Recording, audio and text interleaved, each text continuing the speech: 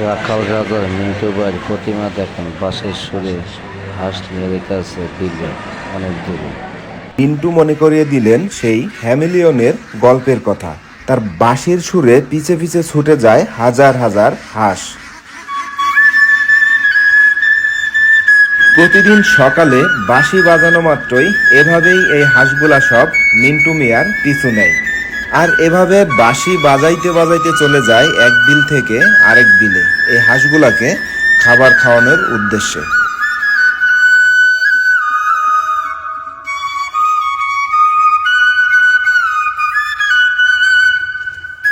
প্রতিদিন সকাল 8টা বাজলেই এভাবেই মিন্টু মিয়া তার হাঁসগুলাকে নিয়ে বেরিয়ে যান বিলের উদ্দেশ্যে। বাড়ি থেকে প্রায় 2 কিলোমিটার দূরে এই হাঁসগুলাকে নিয়ে খাবার খাওয়ান।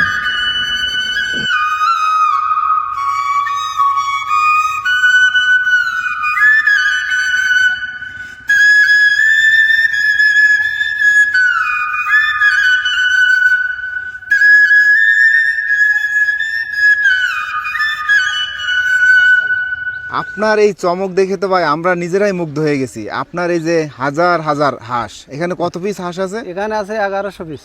1100 পিস হাঁস আপনার এই বাঁশির সুর শুনে আপনার পেছনে পেছনে ছুটে আসছে। জি জি। সত্যি ভাই মুগ্ধ হলাম দেখে। আসলে এটা আপনি কিভাবে সম্ভব, কিভাবে কি করলেন, এই হাঁস শিকারি করলেন কিভাবে? এখন ছোটবেলায় বইতে পড়েছি যে হেভিওয়ালার বাঁশিওয়ালার সুর শুনে আপনার ইঁদুর মানে বিভিন্ন জীবজন্তু চলে আসতো। এখন আমি তো সামান্য একটা ক্ষুদ্র মিন্টু মানুষ। এখন আমি একদিনকে মাঠে বসে বাঁশি বাজাচ্ছি, দেখি হাঁসগুলো সব আমার কাছে চলে এসেছে। আমার যে এই তো ভালো সুন্দর আমার ডাক শুনেছে, সেইখান থেকে আমি এদের বাঁশি বাজাই যে মানে 4-5 কিলোমিটার চলে যাবো, আমার 5 চলে যাবে ওরা বাঁশি বাজাতে। এইভাবে আপনি খাবার খাওয়াতে নিয়ে যান, তখন এই বাঁশি বাজান আপনার সাথে সাথে ছুটে যায়? সাথে সাথে চলে যাবো, আমি যে বিলি যাবো ওই বিলি ওরা আমার 5 চলে যাবে। আচ্ছা, আপনার এই জায়গায় 1100 পিস হাঁস, তাই তো?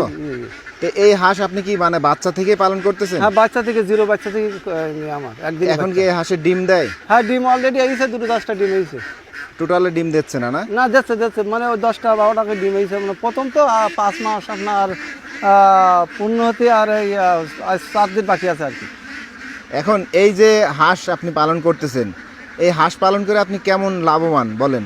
আলহামদুলিল্লাহ লাভবান আছে। আমার 1,80,000 টাকা খরচা হয়েছে পুরো ঘরটা দিয়ে, পুরো একদম মানে যেটা ওয়ান টাইম ঘর তৈরি করেছি ত্রিপল দিয়ে আর কি।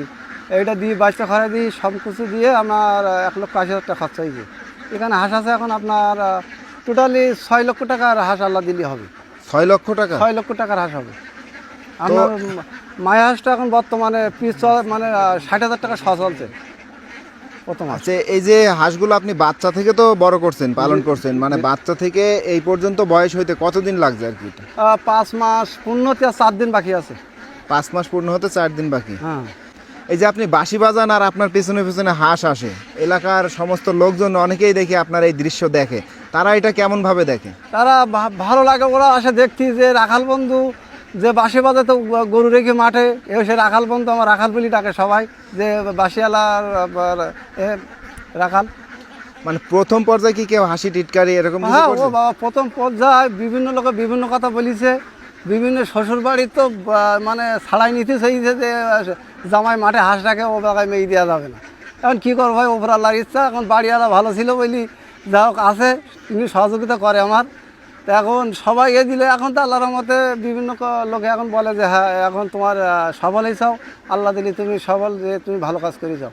কেন এগুলো তো মাঠে চড়ালে হেভি উপকার, চাষির জন্যই পোকামাকড় শামুক এগুলো তো মাঠের জন্য ক্ষতিকর।